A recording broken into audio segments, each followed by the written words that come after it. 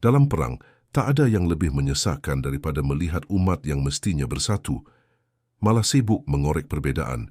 Iran, negeri yang selama ini sering dicap Syiah, kerap dijadikan musuh oleh sebagian kelompok hanya karena perbedaan mazhab.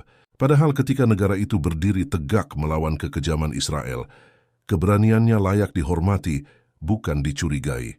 Ini bukan soal Syiah atau Sunni.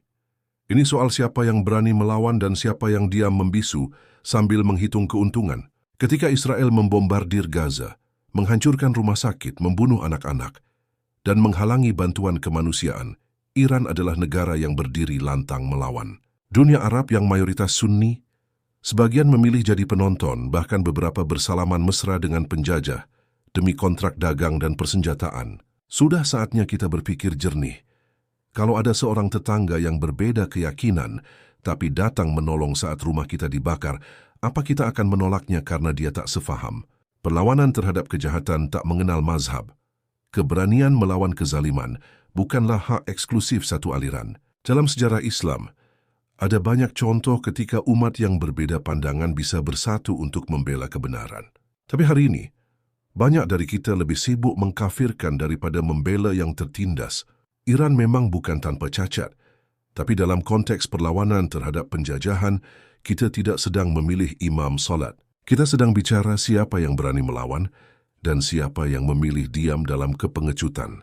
Bahkan jika kita tak setuju dengan kebijakan politik dalam negerinya, kita harus bisa memisahkan antara keberanian melawan kejahatan dan soal-soal internal yang tak ada kaitannya dengan pembelaan terhadap Palestina.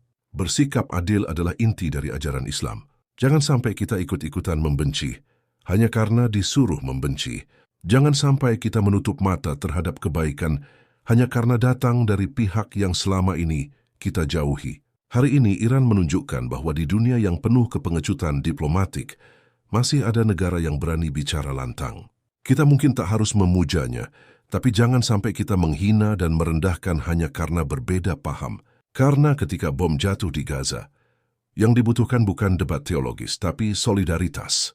Jangan biarkan mazhab memecah kita dalam perjuangan. Sebab jika kebenaran hanya dibela oleh mereka yang berbeda keyakinan dengan kita, maka sesungguhnya yang salah bukan mereka, tapi kita yang terlalu sibuk membenci.